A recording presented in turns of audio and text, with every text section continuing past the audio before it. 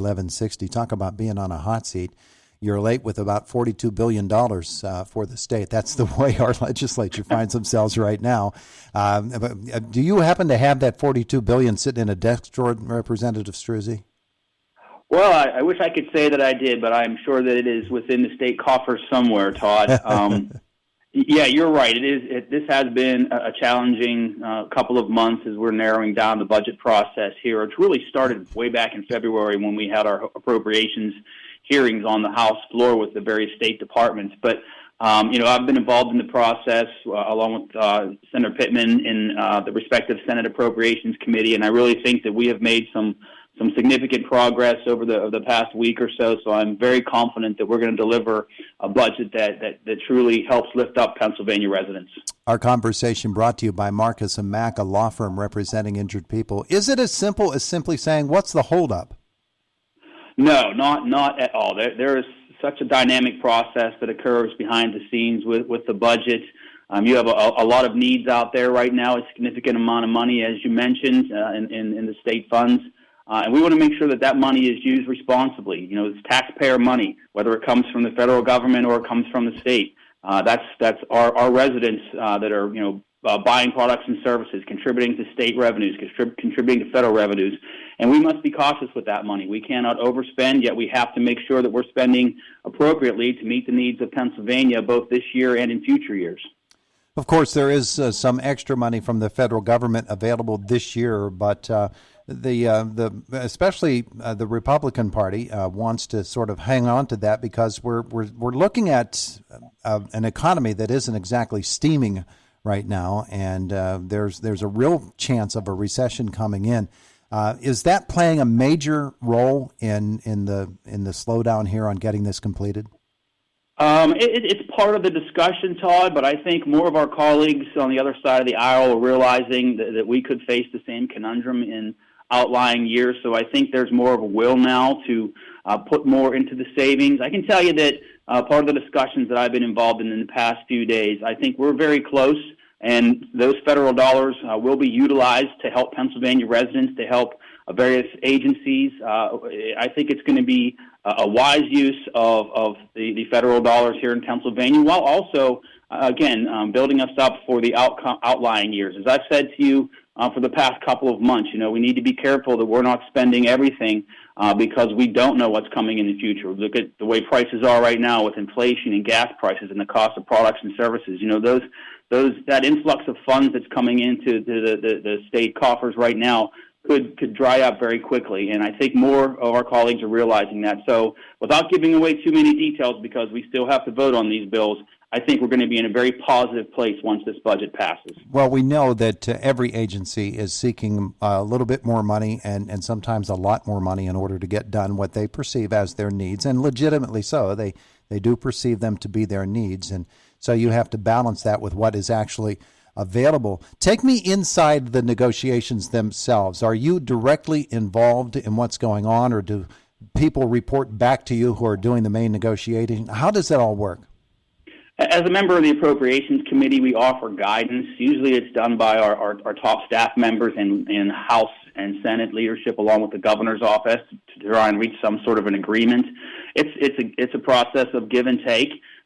Each entity wants something in the budget, and I've shared my priorities as well with our appropriations staff, which is why it's important that Senator Pittman and I are both on our respective appropriations committees, because we do have a say in how this money will be utilized. So it's a lot of negotiations back and forth, because different entities want different needs as across the state and different goals and perspectives, and we try to balance that. But to me, at the end of the day, we have to be fiscally responsible with the taxpayer dollars, and we cannot spend more than we have. And while that's the dominant issue going on in Harrisburg, I know you're working on other things, aren't you, while you're there?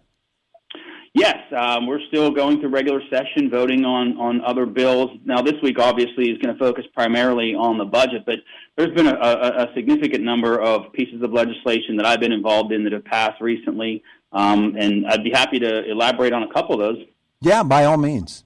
Well, I think a key one that passed last week, which is something that I partnered with Representative Clint Owlett from Tioga, Bradford, and Potter counties, and Representative Dawn Oberlander, of course, from Clarion and Armstrong, to make it easier for campus police officers, those graduating from IUP, for example, to become full-fledged police officers. So cutting out some red tape. That was House Bill 1988, which essentially allows them to fall under the Pennsylvania Municipal Police Officers Education Training Commission, which basically takes some steps out of the process. So as soon as they graduate, they can become full-fledged police officers. So I think that's a key one that passed out of the House.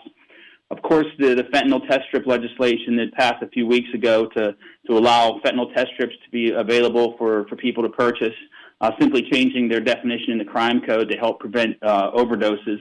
And then another key one that passed out of the House just about 2 weeks ago, House Bill 2528, would allow more Pennsylvania companies to bid on the influx of oil and gas well plugging projects that are coming to Pennsylvania through the federal infrastructure money. So that's just a couple of things I think that are very important pieces of legislation that I've been directly involved in.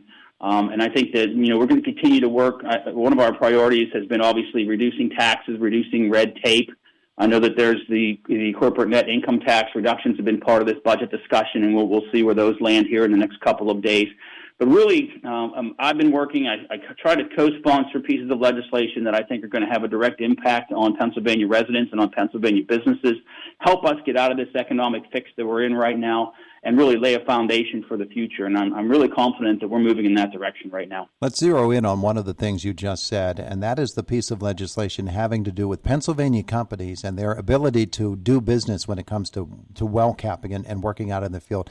Are you finding that a lot of people are kind of shocked that there are those kind of shackles on companies? Pennsylvania companies aren't allowed to do business in Pennsylvania? Well, yeah, there's some thresholds that the Department of Environmental Protection has in place, to allow smaller businesses to apply for these contracts. But unfortunately, that includes some of our Indiana County companies, and what happens is these contracts go to out-of-state companies that are coming basically into our neighborhoods and taking over these projects. And when you have about $400 million coming into Pennslement, that becomes a significant detriment to Pennsylvania companies. Now, typically in a regular year, Todd, they're only plugging, I understand, between 15 and 20 wells in Pennsylvania. But when you add all this extra money in, that's really going to be a detriment to Pennsylvania companies, their ability to grow, their ability to provide local jobs. And to me, that's just fundamentally wrong. Yeah. To me, it was kind of distressing news that we're being shut out of those sorts of contracts. That money is there. It's state money. And if you spend it here in the state and keep it here in the state, why, that's all to the better for everybody involved. I wanted to ask you about something that we were discussing yesterday with Indiana County District Attorney Bob Manzi, and that is mental health. I know that your mental health legislation is progressing through the legislature, the General Assembly, and more, I think, with all of the violence across our nation, with all of the shootings, mental health is becoming one of the very, very top issues in this whole discussion. Absolutely, and I'm pleased to tell you that it has been a priority as part of this budget discussions, more funding for mental health resources, both in our schools and in our communities. I think it's a root cause of many of the problems we're seeing here in our country.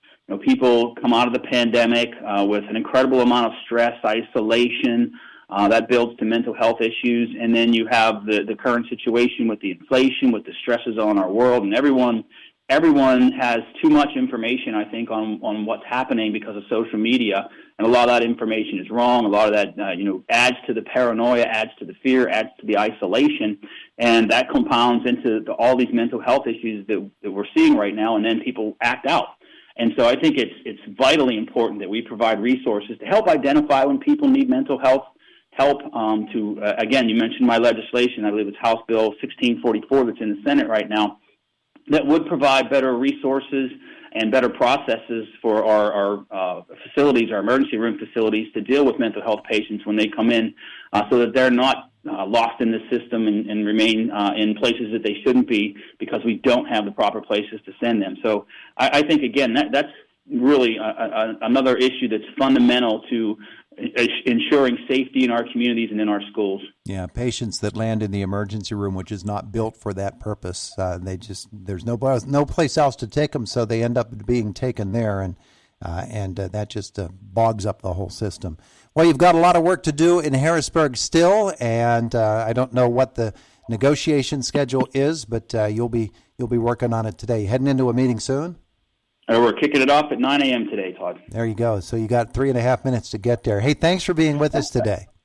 Absolutely. Thanks for having me. Have a great day. It is the voice of Indiana County. It's WCCS 101.1 FM and AM 1160.